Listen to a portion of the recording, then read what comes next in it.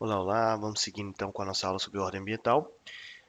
E como eu havia falado na última aula, nós vamos começar aprofundando sobre os acordos de Quioto, né, o Protocolo de Quioto, o Acordo de Paris,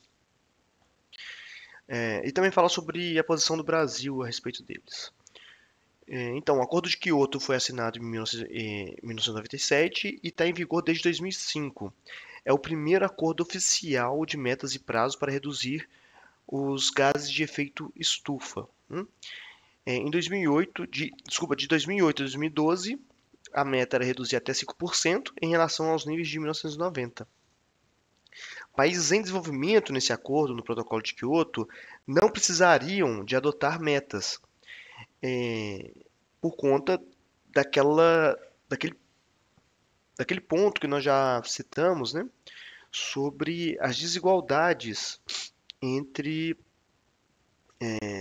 os padrões produtivos de consumo de cada país. Então, se os países industrializados utilizaram desses recursos, né, e poluíram o mundo, desde, vamos colocar aí alguns países, os primeiros que industrializaram, né, desde 1850, por exemplo,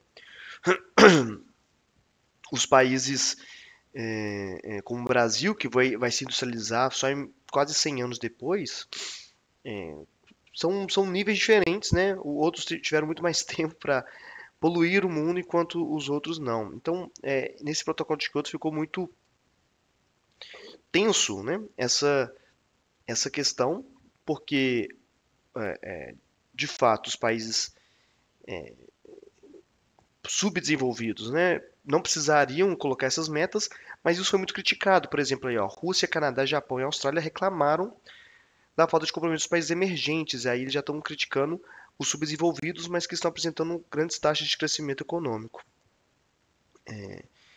E aí é muito importante nessa hora, ao analisar os dados de emissão de carbono, que hoje, por exemplo, se colocarmos ali igual tem nesse gráfico aqui embaixo, os 10 principais emissores de gases, né, que fazem parte de 70% do total. A China é a maior, seguida de Estados Unidos, depois União Europeia, Rússia, Índia, Japão, Brasil, Canadá, Coreia do Sul e México. A tensão, né, entre esses daqui é a China, que hoje é o maior emissor. E o Brasil também se destaca ali, né, entre esses 10 maiores. Uma coisa que é importante de colocar aqui é que, já adiantando um ponto, é que quando vai falar sobre emissão de gás carbônico, existem vários parâmetros.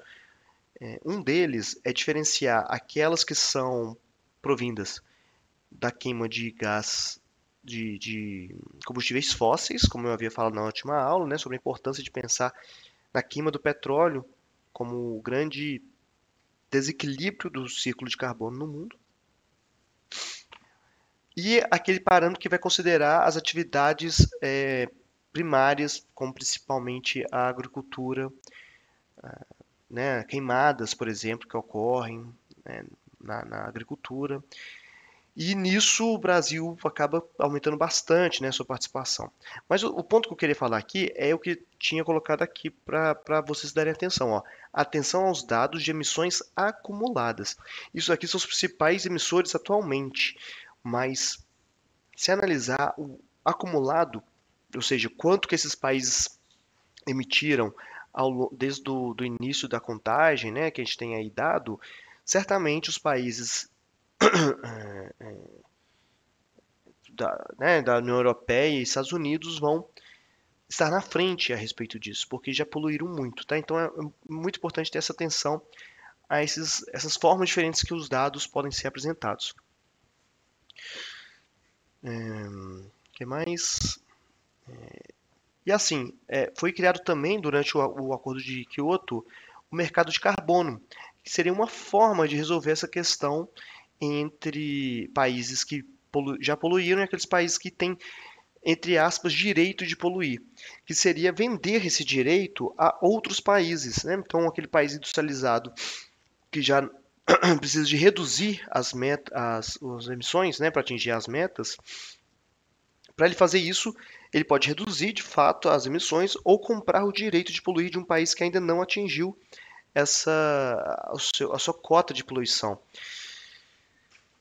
Muitas questões que a gente pode tratar, né, disso. É uma solução mercadológica para essa questão, né? Ela ainda não está levando a sério a emergência climática que estamos vivenciando, né?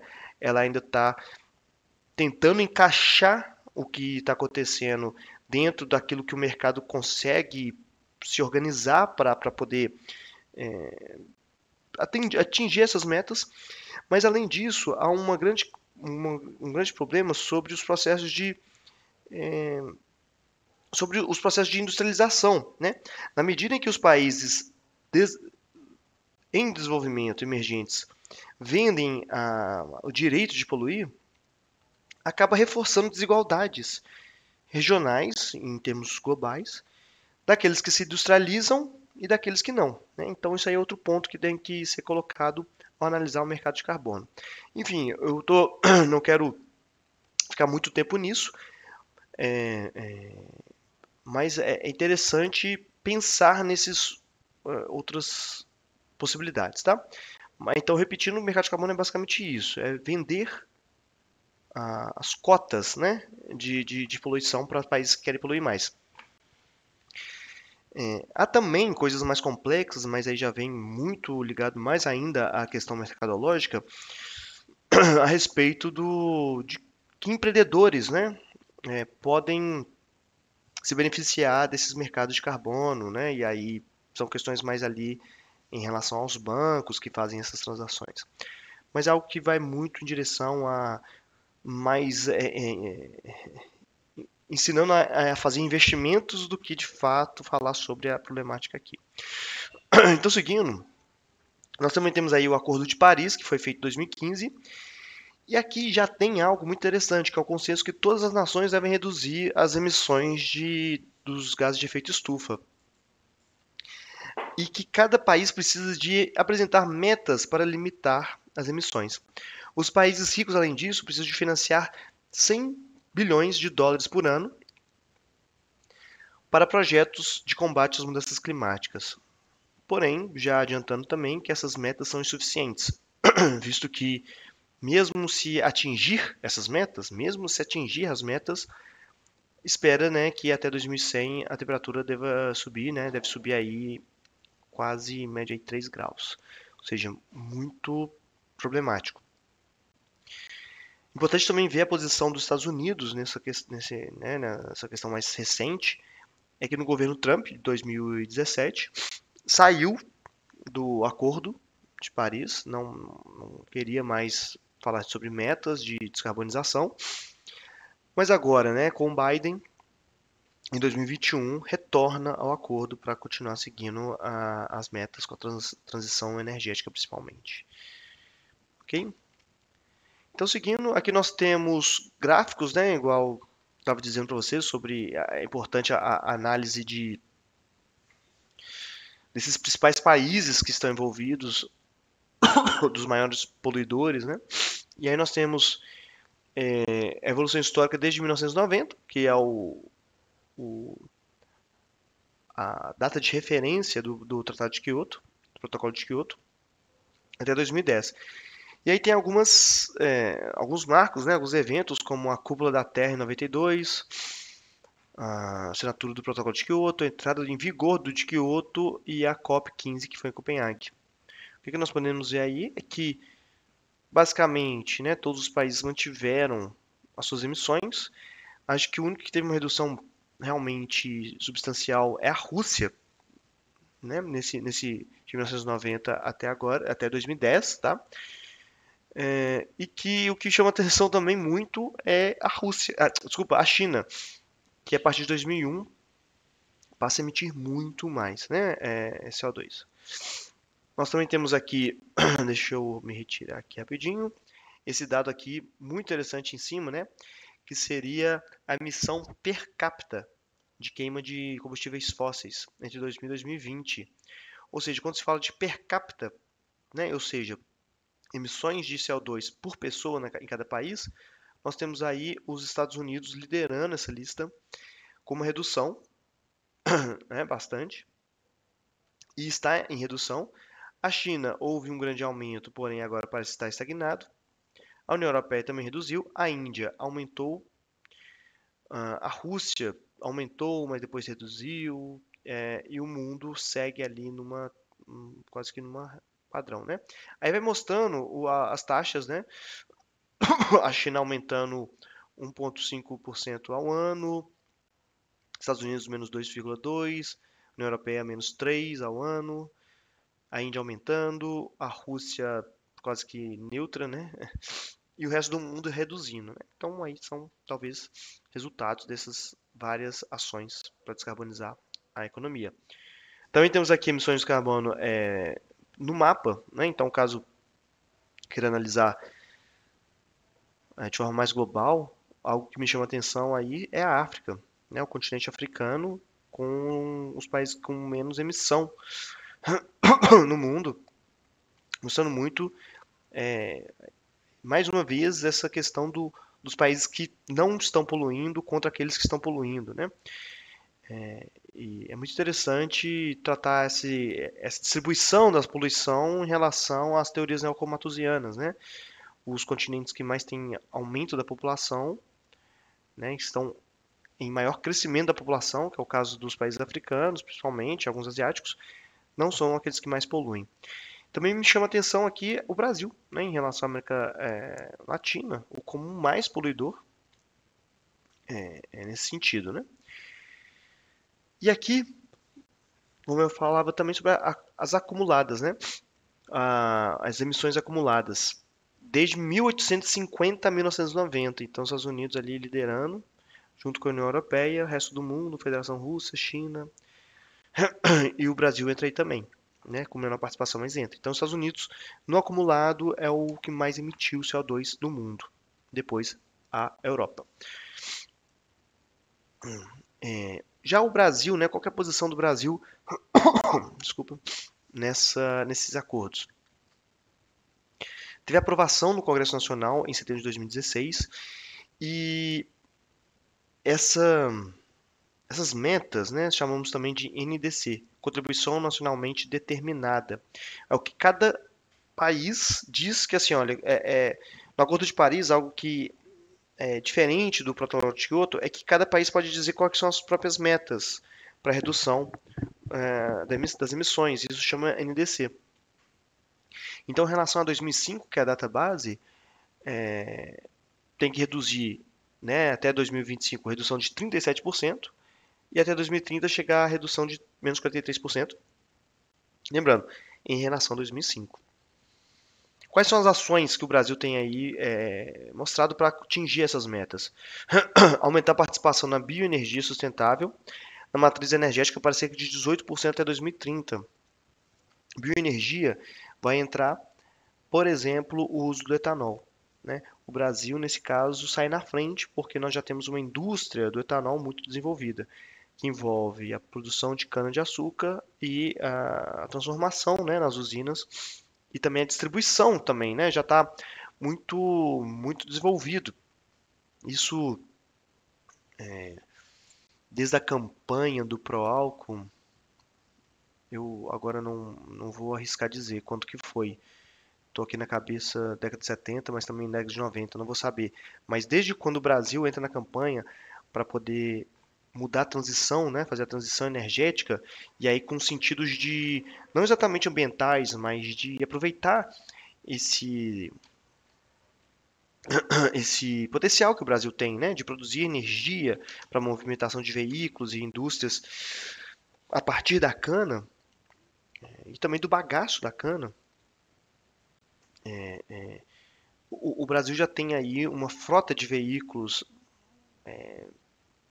flexível, né, chamado flexível, flex, que utiliza tanto gasolina quanto álcool.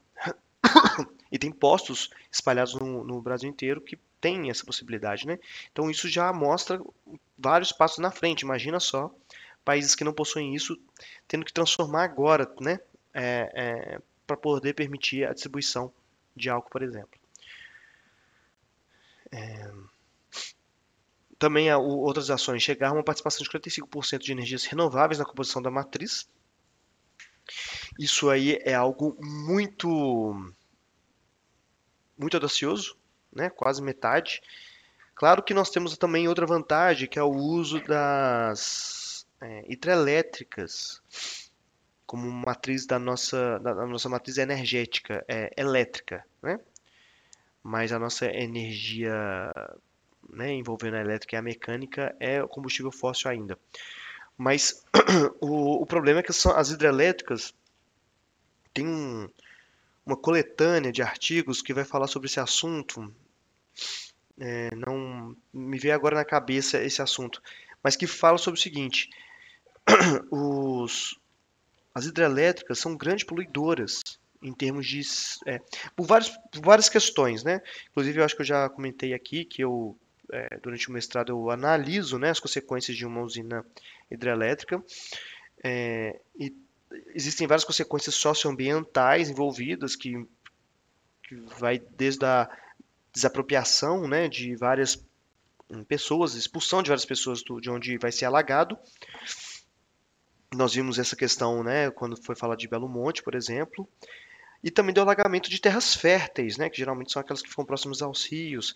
Enfim, são muitos problemas, mas em relação à descarbonização, a hidrelétrica vai de encontro, porque é, o que não vou me lembrar aqui, na verdade, faz muito tempo que eu não leio que eu não peguei esse texto para ler, porque me veio agora, mas ele diz o seguinte, ele compara as hidrelétricas, quando a água passa na turbina, ele compara com a ação de abrir uma garrafa PET de refrigerante, que está cheia de gás e abre e alivia, né?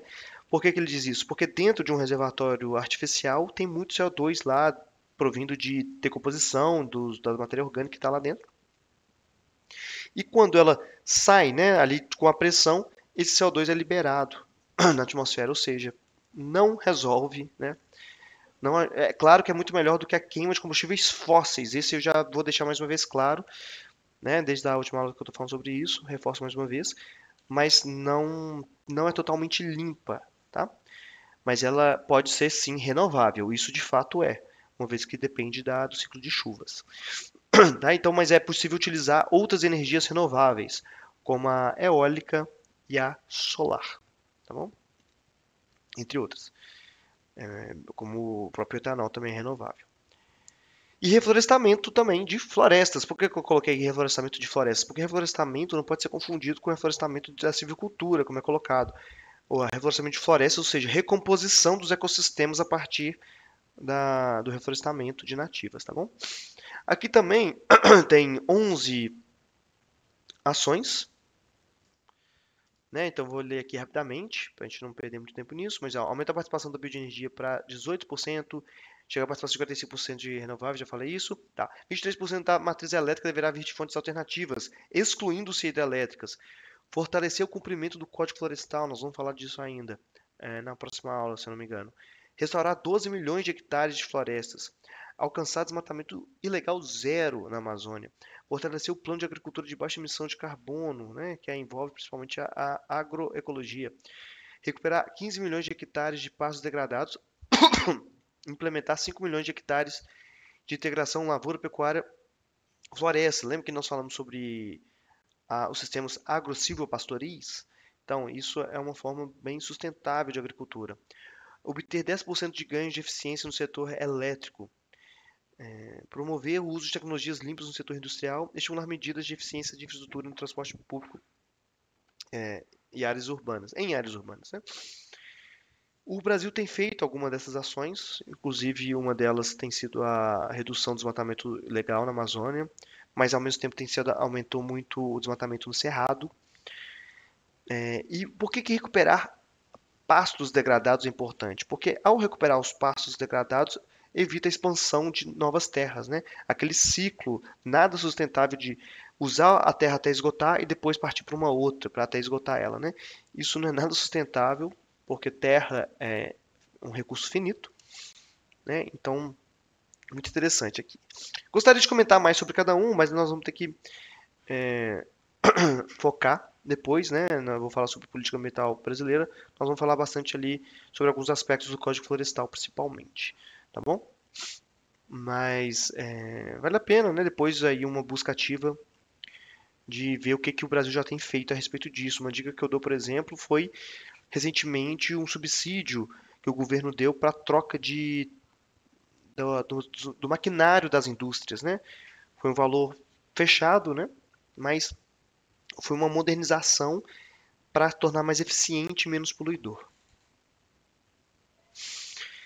Eu havia falado que a gente não ia falar disso novamente, mas eu acabei não chegando nesse slide, mas sim, eu ia dedicar um slide só para falar sobre a COP30, que vai ser em Belém em 2025. Nós já falamos sobre esse assunto, sobre como a simbologia disso é importante, mas então aqui eu só vou falar mais objetivamente sobre um ponto aqui. Já falei, né, que vai ser a primeira vez no Brasil, que vai ser na Floresta Amazônica, e o que eu queria trazer de mais aqui, né, de novo, é o destaque para o socioambientalismo. Isso vai ser muito forte, né, na COP30, algo que o Brasil, muito que a gente pode chamar de epistemologia dos países periféricos, epistemologia do sul do mundo, né? Ou seja, a forma de pensar o conhecimento a partir dos povos originários, por exemplo, é muito importante, tem ganhado muito destaque e acredito que na COP30 isso vai tomar muito, né, esse caminho. E o que é o socioambientalismo? É o ambientalismo mais crítico, pensando muito na importância de como a dimensão social se encaixa nela, a partir daqueles que convivem, daqueles que utilizam, né, se utilizam do meio ambiente. Isso aqui é naquela primeira aula eu falei sobre esses debates a respeito do que envolve o contato do ser humano e a natureza, dos recursos naturais, e da preservação e da exploração. E o socioambientalismo tem muito que contribuir com isso, né? Que é uma forma de aliar essas duas questões, quebrando esse dualismo que a sociedade urbana industrial não consegue, né? Não está conseguindo avançar muito, ou está avançando a passos muito lentos, o que pode acabar sendo tarde demais, né? Naquele sentido de as consequências virem muito antes e de uma forma muito indesejada, né? Então, espera-se, né, um protagonismo dos povos originários e tradicionais.